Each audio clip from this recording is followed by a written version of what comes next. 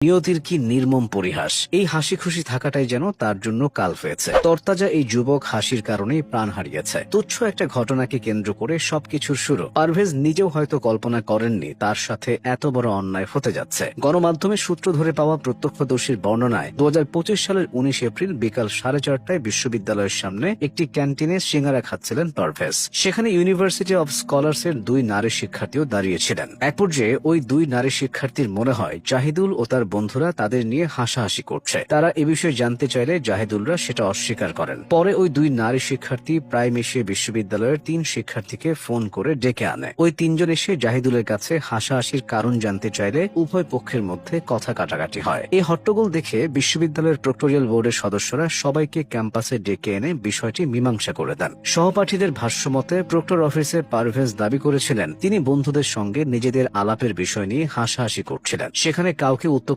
করেননি। এক পর্যায়ে ওই দুই ছাত্রীর কাছে ক্ষমা চাইতে বলা হলে পারভেজ ক্ষমাও চান। এরপরও তারা ঘটনাটি শেষ করেননি। পরবর্তীতে পারভেজ বনানীর স্টার টাওয়ারের সামনে গেলে ওই 3 শিক্ষার্থী সহ প্রায় 15 জন এসে পারভেজের শরীরে এলোপাতাড়ি আঘাত করে। মুমূর্ষু অবস্থায় পারভেজকে কুর্মিটোলা জেনারেল হাসপাতালে নেওয়া হলে চিকিৎসকরা জানান তিনি আর বেঁচে নেই। এভাবেই থেমে যায় পারভেজের জীবন প্রদীপ। হাসি খুশি যে ছেলেটা একদিন আগেও ছিল সবার মধ্যমণি, তার চলে যাওয়া মেনে নিতে পারছে না কেউই। সহপাঠী ও বন্ধুরা পারভেজের শোকে কাতর। পরিবারের শোকটা তো ভাষায় প্রকাশ করার মতো না, কারণ পারভেজই ছিল তাদের একমাত্র ছেলে। তার গ্রামের বাড়ি ময়মনসিংহের ভালুকা উপজেলার ফাইচান গ্রামে। পরিবারে এক ভাই ও এক বোনের মধ্যে পারভেজ ছিল বড়। তার ছোট বোন ঢাকা মাইলস্টোন কলেজে পড়াশোনা করে। বাবা জসিমউদ্দিন কুয়েত প্রবাসী, মা পারভিন আক্তার গৃহিণী। আত্মীয় স্বজনের ভাষ্যমতে পারভেজ ছিল খুবই শান্ত স্বভাবের। সে কখনো কারো সাথে কোনো ঝামেলায় জড়াতো না। প্রায় মিশিয়ে বিশ্ববিদ্যালয়ের টেক্সটাইল ইঞ্জিনিয়ারিং বিভাগের 6ষ্ঠ সেমিস্টারে পড়তো সে। বয়সটাও খুব বেশি হয়নি, তবে তার মাঝে প্রতিষ্ঠিত হওয়ার স্বপ্ন ছিল। পড়ালেখার জন্য পারভেজ কাফরুল কাজীপাড়া আলহেরা হাসপাতালের পাশে একটি মেসে থাকত।